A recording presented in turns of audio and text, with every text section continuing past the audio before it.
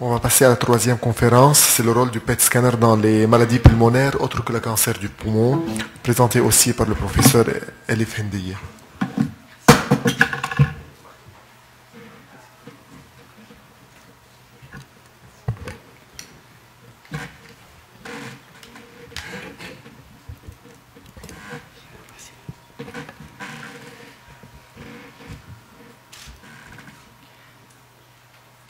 Merci à nouveau. Donc, on m'a demandé de vous parler du rôle de la TEP dans les pathologies pulmonaires hors cancer. Il est vrai que ce sont des indications qui sont peu connues, qui n'ont pas fait l'objet d'études comme le cancer pulmonaire, et donc vous verrez peu de choses dans la littérature. J'ai fait pour vous un peu le tri, et je vais vous présenter uniquement ce qui peut me paraître comme une piste éventuelle d'indication de la TEP. Alors, de quoi on va parler ? On va parler un peu de sarcoïdose, du rôle de la TEP dans les vascularites. On va évoquer aussi la tuberculose, la fibrose pulmonaire idiopathique. Et je dirai un mot, mais très rapide, sur la mucoviscidose, l'histiocytose langerhansienne et les endocardites.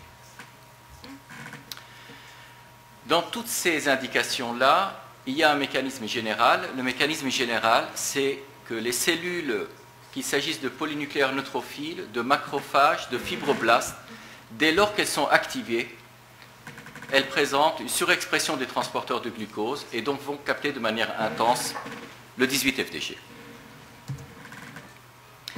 Quel peut être le rôle de la TEP dans la sarcoïdose? Alors vous avez tous l'habitude de demander de temps en temps un examen au gallium-67, vous vous souvenez de ces images, où on voit donc cette image dite en lambda avec les ganglions qui sont dans le médiastin et en latérotrachéal droit. Et le 18-FDG a une sensibilité nettement supérieure au gallium-67 dans les mêmes indications. Dans cette étude strasbourgeoise qui a comparé les deux techniques, montre que la sensibilité du gallium-67 est de 58% et le 18-FDG de 79%. Et si on exclut les lésions de la peau, qui n'ont pas besoin d'imagerie, on arrive à une sensibilité qui est encore supérieure. Je vous montre donc à partir de cette publication strasbourgeoise l'imagerie donc de patients qui ont eu les deux examens, le 18-FDG et le gallium. Et là, vous voyez que pour le gallium-67, même en faisant l'acquisition récente, c'est-à-dire en SPECT-CT, on passe à côté de lésions chez ce patient. On ne retrouve qu'une ou deux lésions axillaires ganglionnaires alors qu'il présente de multiples lésions systémiques en 18-FDG. Alors, y a-t-il réellement un rôle de la TEP dans la sarcoïdose? Je pense qu'il faut se limiter aux patients compliqués, c'est-à-dire que lorsqu'on veut faire un bilan exhaustif des atteintes dans des formes sévères de sarcoïdose, lorsqu'on cherche une cible extrathoracique qu'on pourrait ponctionner pour asseoir le diagnostic, et dans certaines formes compliquées pour apprécier la réponse au traitement. Alors là, c'est une forme typique, je dirais qu'a priori, on n'aurait pas eu besoin de TEP chez ce patient. Néanmoins, peut-être qu'il y a eu une suspicion de maladie de Hodgkin. Est-ce qu'on est dans le cas typique d'une sarcoïdose ou d'une maladie de Hodgkin? Bon, chez ce patient, on identifie avec la TEP une lésion ganglionnaire cervicale qui a été la cible d'une biopsie et donc qui a assis le diagnostic de maladie de la sarcoïdose. Chez ce patient, on voit donc une atteinte pulmonaire, des atteintes ganglionnaires, mais la TEP va retrouver aussi des lésions ganglionnaires infradiaphragmatiques.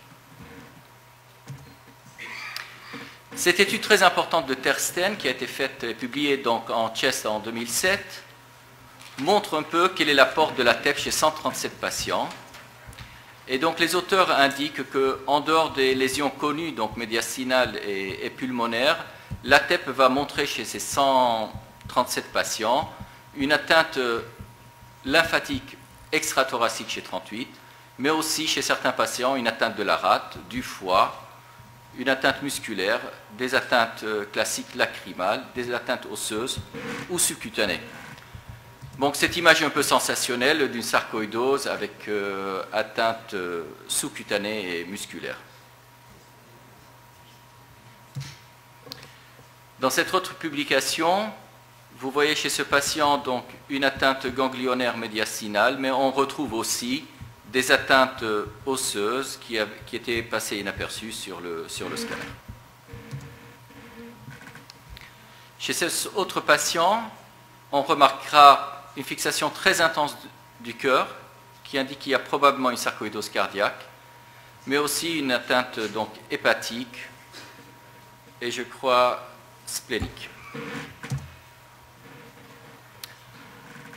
Alors je vous ai dit que dans des cas compliqués, lorsqu'on veut apprécier la réponse au traitement, la TEP après introduction de la corticothérapie peut montrer une réponse.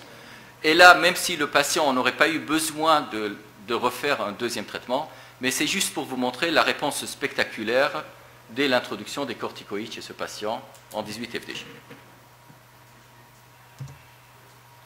Alors ceci, bien sûr, aura toute son importance dans des cas comme ça extrêmement compliqués, qui comportaient une atteinte multisystémique et même une neurosarcoïdose, et on voit la réponse spectaculaire aussi dès l'introduction des corticoïdes.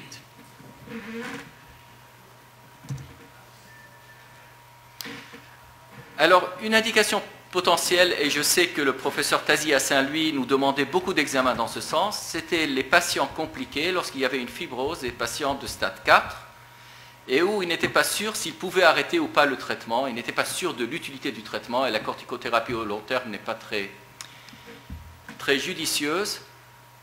Et donc, là aussi, je vous ai mis donc la publication de Tersten qui dit que dans ces cas de fibrose, lorsqu'on voit qu'il persiste une fixation 18-FDG ou une fixation au gallium dans le temps, ces patients pourraient probablement bénéficier d'une corticothérapie, alors que les patients qui ne montrent aucune activité, la corticothérapie sera inutile. Et donc ils associent ça à ces images qui montrent cette fixation relativement intense au site de fibrose et une réponse sous traitement, et cette réponse est accompagnée aussi d'une amélioration fonctionnelle. Ce qui me paraît le plus important, enfin, à la lecture de ce que j'ai lu récemment, quelque chose qui me paraît important, c'est la sarcoïdose cardiaque.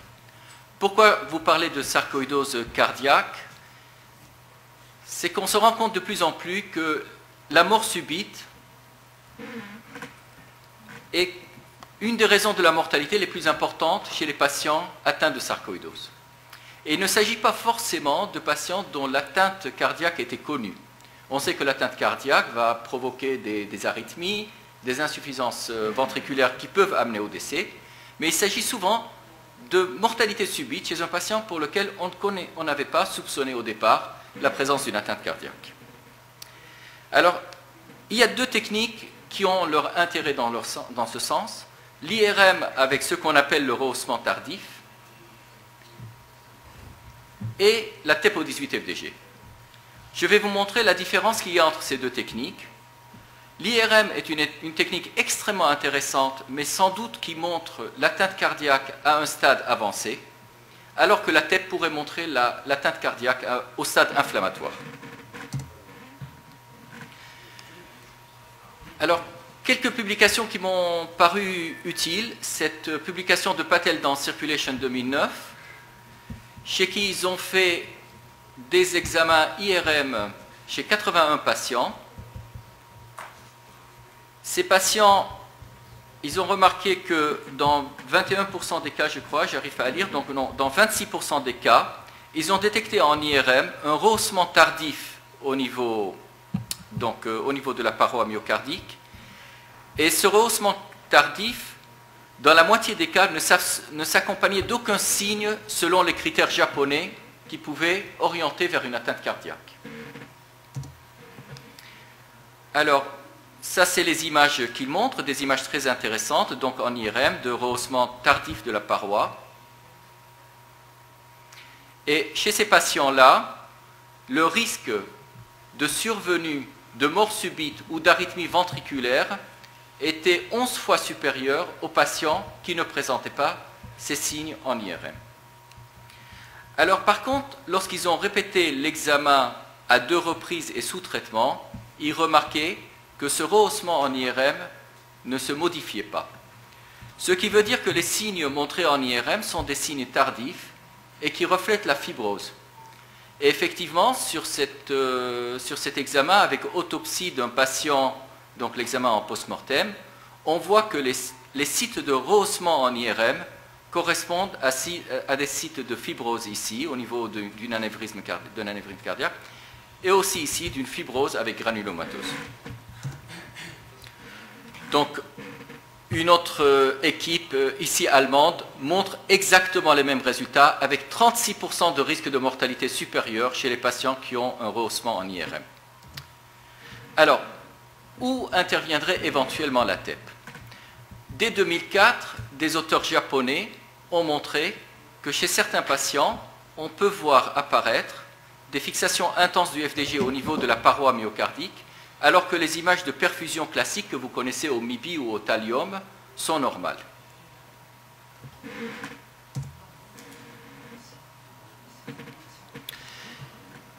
Dans cette publication très récente, les auteurs montrent que ce patient-là, qui avait une perfusion myocardique normale, montrait des sites myocardiques de fixation du 18 FDG. Le patient a refusé la corticothérapie et il a fait une arythmie ventriculaire grave qui a dû amener à la pose d'un défibrillateur. Et lorsqu'ils ont recommencé les images de FDG et de perfusion, on voit qu'au site de fixation du FDG apparaît maintenant des défauts de perfusion que vous voyez ici, et on retrouve toujours la fixation du 18 FDG. Donc, très tardivement, les images de perfusion myocardique ne sont que reflets très tardifs de ce qui peut survenir chez un patient qui a une fixation au départ inflammatoire du muscle cardiaque. Alors, les images de Sestamibi, voilà, les images du 18 FDG. Voilà. Je reviens? Oui. Les images d'en haut sont... Alors, les images du haut sont des images de perfusion au MIBI. Voilà. Ces deux images sont des images de perfusion au MIBI. Le premier examen et le deuxième fait après l'atteinte cardiaque chez le patient qui a refusé le traitement par corticothérapie. Et vous voyez ici la fixation du 18 FDG au niveau du septum, au niveau de la paroi inférieure. Cette fixation qui persiste sur le deuxième examen, mais là apparaît le défaut de perfusion.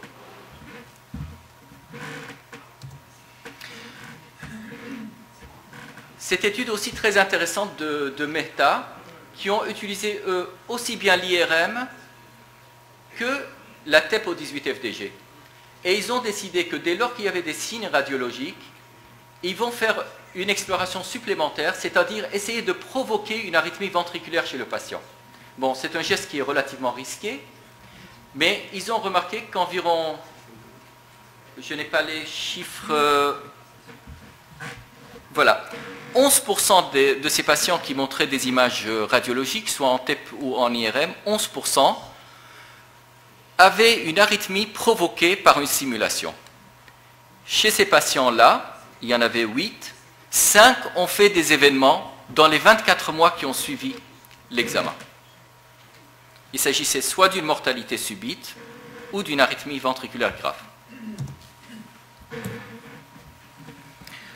Alors donc, sûrement qu'il n'y a pas un examen radiologique unanime pour la détection de l'atteinte cardiaque. Il faut simplement savoir que les signes cliniques et l'ECG ne sont pas suffisants, que probablement dès lors qu'il y a une suspicion relativement importante, il faut aller vers des examens d'imagerie. C'est sans doute la TEP et l'IRM, en sachant que la TEP va découvrir l'atteinte au stade inflammatoire traitable par des corticothérapies, alors que l'IRM va montrer des patients avec une atteinte sévère qui va nécessiter, pour la prévention, une pose d'un défibrillateur. Alors, quelle est la difficulté de faire une imagerie cardiaque en TEP chez ces patients? La difficulté, comme vous le savez, c'est que le muscle cardiaque consomme physiologiquement du glucose et il consomme aussi des acides gras. Donc si on veut mettre en avant le site inflammatoire, il faut essayer d'éteindre, d'atténuer la captation physiologique de glucose par le cœur. Pour ce faire, il faut d'une part que le patient soit en jeûne de 12 heures, mais aussi de dériver le métabolisme vers le métabolisme des acides gras. C'est-à-dire que la veille au soir, son repas est consisté en une prise soit de lipides ou de protéines et un traitement qui empêche la sécrétion de l'insuline. Voilà. Et donc, je vous montre ces images très intéressantes où on voit ici qu'il y a une fixation tout à fait anormale au niveau de la paroi ventriculaire droite, mais s'il y avait un site d'inflammation au niveau du ventricule gauche, il serait passé inaperçu. Ce même patient a eu un nouvel examen avec régime adapté, mais en plus injection d'héparine, donc 50 unités qui n'entraînent pas de risque hémorragique. Avant l'examen, le but de l'héparine, c'est d'induire une sécrétion d'acide gras libre. Et donc, là, vous voyez que la fixation musculaire cardiaque au niveau du ventricule gauche est complètement éteinte, et on voit de manière très franche ce site inflammatoire. Alors, je passe maintenant aux vascularites. Alors, pourquoi vous parlez de vascularites? Les vascularites qui peuvent bien sûr vous intéresser sont d'une part les vascularites des gros vaisseaux, donc la maladie de Takayasu qui peut donc induire une atteinte de l'artère pulmonaire, l'artérite géante, mais aussi les artérites à ANCA positif, dont la maladie de Wegener.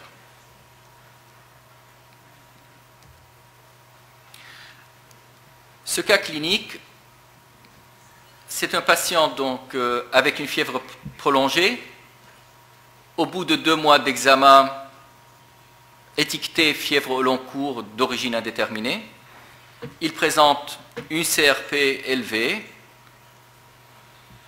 Et maintenant, dans les recommandations, lorsqu'on n'arrive pas à retrouver la cause d'une fièvre, la TEP fait partie des indications maintenant hors cancer. Donc, le patient a eu son examen TEP dans le service et vous voyez une fixation tout à fait anormale, une fixation tout au long de l'aorte ascendante et descendante et aussi une fixation très intense au niveau des artères susclaviennes. Alors, bien sûr, chez ce patient, la première suspicion, c'est probablement une artérite géante, du fait de l'âge, une maladie de Horton. Le scanner va montrer donc cet épaississement de la paroi, et la biopsie de l'artère temporale confirme la maladie de Horton, et le patient a une régression de l'ensemble des symptômes sous corticothérapie. Alors, faut-il faire souvent des TPO-FDG dans les vascularites des gros vaisseaux? Il faut le faire devant une fièvre d'origine indéterminée parce que la fréquence est d'environ 30% de découverte d'une vascularite et c'est important de faire le diagnostic de manière pas tardive. Il est important pour le bilan d'extension parce que plus l'étendue de la paroi aortique inflammée est important, plus le risque anévrismal au long cours est important. On pourrait aussi utiliser la TEP pour évaluer la réponse au bout de 3 mois de corticothérapie ou d'autres traitements immunosuppresseurs. Par contre, la TEP n'a aucune valeur pour le suivi au long cours parce qu'il y a des remodelages de la paroi intimale du vaisseau qui fait que persiste un bruit de fond de fixation du 18-FDG. On ne pourra jamais dire s'il persiste ou non une certaine inflammation au niveau du vaisseau. Donc, au long cours, la TEP n'a pas d'intérêt. Le rôle de la TEP dans la maladie de Wegener est peut-être plus exotique, mais il y a de multiples case reports dans la littérature. Quand est-ce que vous pourrez avoir recours à cet examen? Lorsque vous n'êtes pas totalement sûr de votre diagnostic clinique et de l'imagerie, c'est-à-dire on a une suspicion, mais on n'est pas sûr, les ANCA ne sont pas suffisamment élevés, et on essaye de chercher un site de biopsie pour pouvoir asseoir le diagnostic. Et on voudrait faire le diagnostic de manière précoce pour éviter que le patient rentre dans un stade systémique ou avec induction d'une glomérulonéphrite qui pourrait être néfaste. Donc, ce case report qui montre que chez ce patient avec atteintes pulmonaires qui sont assez évocatrices, des encas qui étaient limites, on a pu retrouver donc une inflammation des muqueuses qui a permis d'orienter un site de biopsie et d'affirmer le diagnostic de maladie de Wegener. Alors parfois dans des formes sévères, comme pour la sarcoïdose, ça pourrait permettre de faire un bilan de l'étendue de la maladie. Et donc vous voyez ici cette atteinte multisite. Et toutes les atteintes sont visibles en TEP-TDM avec l'atteinte donc nasale, l'atteinte parotidienne, l'atteinte pulmonaire et ganglionnaire médiastinale, et aussi ici une atteinte de la prostate.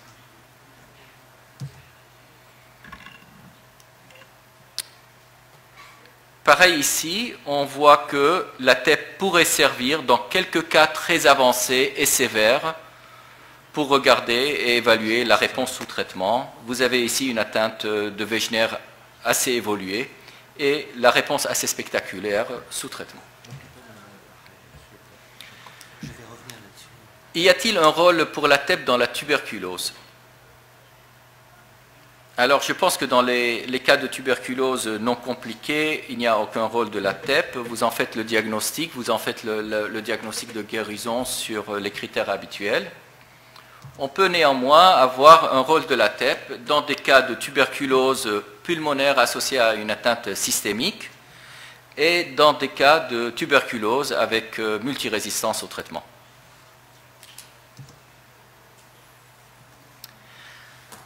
Alors, bien sûr, la TEP, vous l'avez vu, la tuberculose est notre ennemi pour le bilan des cancers.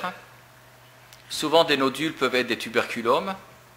Elle peut induire aussi bien des images faussement positives au niveau d'un nodule solitaire qu'au niveau d'un bilan diagnostique ganglionnaire, voire de ganglion médiastinal. Et c'est pour ça qu'on fait toujours une biopsie de confirmation avant, dans le bilan d'un cancer pulmonaire.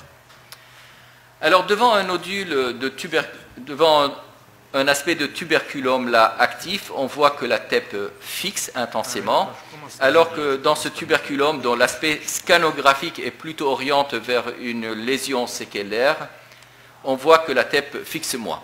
Donc devant une lésion, la TEP peut montrer si on est plutôt devant une lésion active ou inactive de tuberculose.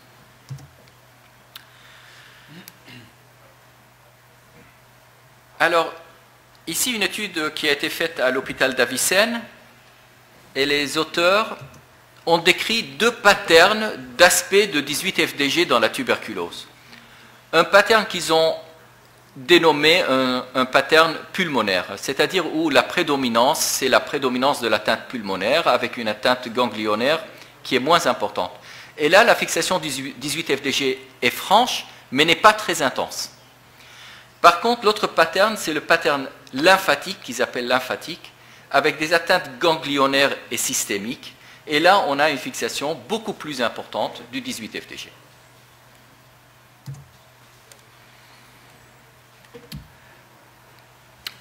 Ce cas d'une étude prospective qui a eu lieu à Clamart avec Valérie Martinez, qui a essayé de voir si dans les cas compliqués de tuberculose systémique, la TEP pourrait avoir un intérêt dans l'appréciation de la réponse thérapeutique.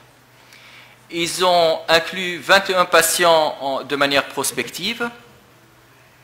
Chez 19 patients, après introduction du traitement antituberculeux, la 18 FDG a montré une baisse franche du SUV. Chez 2 patients, il n'y avait pas de réponse. Dans ces deux cas, un des deux, le diagnostic final a été une maladie lymphomateuse non hodgkinienne, et dans le deuxième cas, il a été confirmé que le patient était résistant au traitement.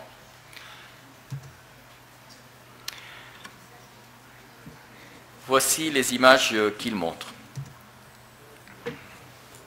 Je vais terminer peut-être avec la fibrose pulmonaire pour ne pas trop retarder. Alors, la fibrose pulmonaire idiopathique,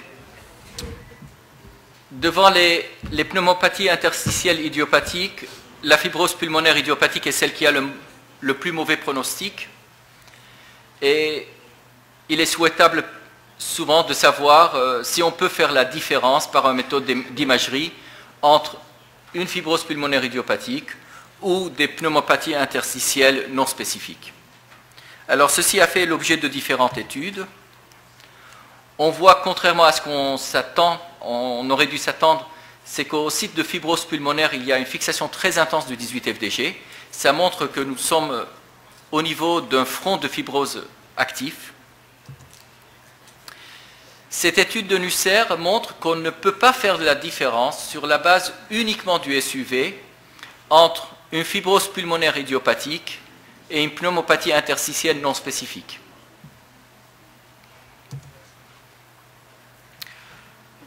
Le docteur Haïdar nous a parlé tout à l'heure donc des analogues de la somatostatine. Et donc ces analogues de la somatostatine ont été aussi étudiés dans la fibrose pulmonaire parce qu'au site de fibrose pulmonaire, au macrophage et sur les fibroblastes activés, il y a des récepteurs de la somatostatine.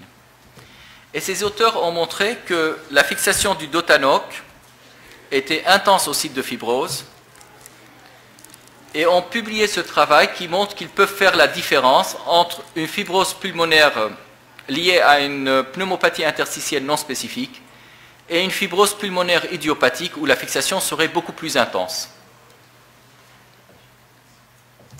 Alors, ceci n'a pas été confirmé par une autre publication, et donc je m'arrêterai là. Voilà, je vous laisse... Merci, Dr Hindi. J'ai une question à vous poser concernant la sarcoïdose cardiaque. D'abord, pour votre protocole, vous avez dit qu'on met la personne à jeun 18 heures ou 12 heures? Car la diapo dit 18 heures. Oui. Alors, nous, dans le service, on fait uniquement 12 heures de jeûne.